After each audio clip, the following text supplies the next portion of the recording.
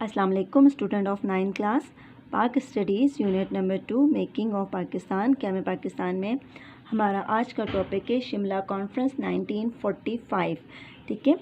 After the failure of the Cripps mission all Indian national Congress began to pressurise the British government to finish its rules in the Indian and transfer the power to the majority party. Cripps mission کی ناکامی کے بعد Indian national Congress نے حکومت برطانیہ پر دباؤ ڈالنا شروع کر دیا کہ وہ ہندوستان سے اپنا اقتدار ختم کرے اور اختیارات اکثریتی جماعت کو منتقل کر دے. Gandhi launch civil disobedience and quit India movement. Gandhi نے سول نافرمانی اور ہندوستان چھوڑ دو جیسی تحریکوں کا آغاز کر دیا. He asked the people to boycott the courts and offices. اس نے عوام سے کہا کہ وہ عدالتوں اور دفتروں کا بائیکاٹ کر دے. Show of power was demonstrated through meetings and the processions.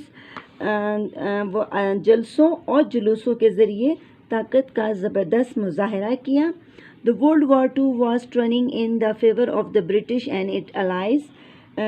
جنگ عظیم 2 برطانیہ اور اس کے اتحادیوں کے حق میں پلٹنے لگا، یعنی جنگ کا پھانسا پلٹنے لگا. اس سے پہلے ہم نے اس میں پڑھا کرپس مشن میں ہم نے پڑھا تھا کہ ورلڈ وار 2 اس وقت میں انگریزوں کے بجائے جو تھا وہ جاپانیوں کے حق میں جا رہا تھا، لیکن جو 1942 میں ہم نے اس میں تھا، لیکن اب 1945 میں جنگ جو ہے وہ انگریزوں کے حق میں آنے لگی، یعنی جنگ کا پھانسا برٹش اور اس کے اتحادیوں کے حق میں پلٹنے لگا.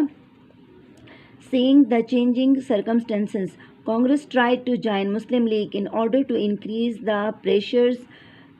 جنگ کے بدلتے ہوئے حالات کو دیکھتے ہوئے کانگریس نے مسلم لیگ کو ساتھ ملا کر اپنے دباؤ کو بڑھانا چاہا. Congress tried to join in order to.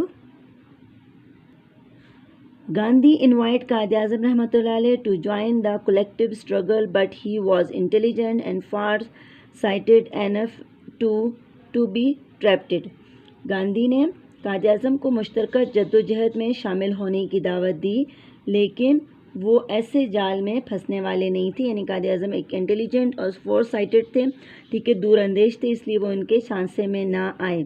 Quaid Azam رحمۃ اللہ علیہ refuse to consider any formula other than the creation of Pakistan. قائد اعظم نے پاکستان کی تخلیق کے علاوہ کسی دوسرے فارمولے پر غور کرنے سے انکار کر دیا.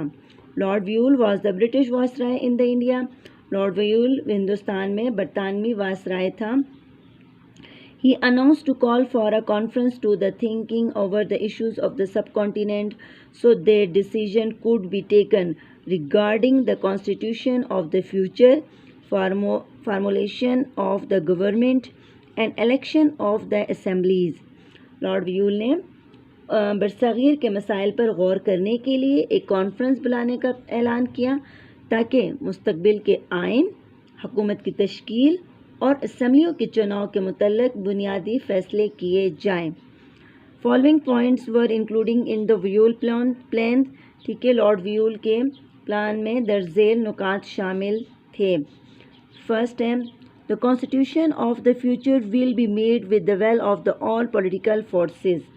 مستقبل کا آئین یا دستور برصغیر کی تمام سیاسی طاقتوں کی مرضی سے بنایا جائے گا. Number 2 the Viceroy Executive Council will be reconstituted. Governor general کی انتظامی کونسل بنائی جائے گی. Representative of the all political forces will be selected for it. Council میں برصغیر کی سیاسی جماعتوں کے تمام نمائندے شامل کیے جائیں گے. 6 Hindus and 5 Muslim representatives will be included in the executive council. اس ایگزیکٹو کونسل میں 6 ہندو اور 5 مسلمان شامل ہوں گے. Number 3 the Governor General will preside over the executive council.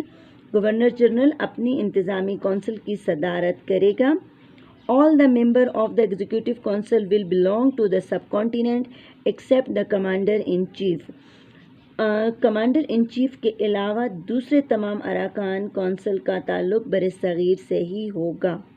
After reconstituting the executive council in the central executive councils will be reconstituted in all the provinces. مرکز میں انتظامی کونسل کو تشکیل دینے کے بعد تمام صوبوں میں بھی انتظامی کونسل منظم کی جائیں گی. جی اسٹوڈنٹ، یہ تھا ہمارا آج کا ٹاپک شملہ کانفرنس 1945. آج ہم نے اس کے ویول پلانس کے پوائنٹس پڑھے. آپ نے اس کے 1 to 4 پوائنٹس میں سے اینی 3 پوائنٹس آپ نے یاد کرنے. یہ آپ کی بک کے شارٹ کوسچن کا آنسر ہے. ٹھیک ہے، آپ کے ہوم ورک میں ہے یہ شامل. آپ نے ویول پلانس کے ان پوائنٹس کو یاد کرنا ہے.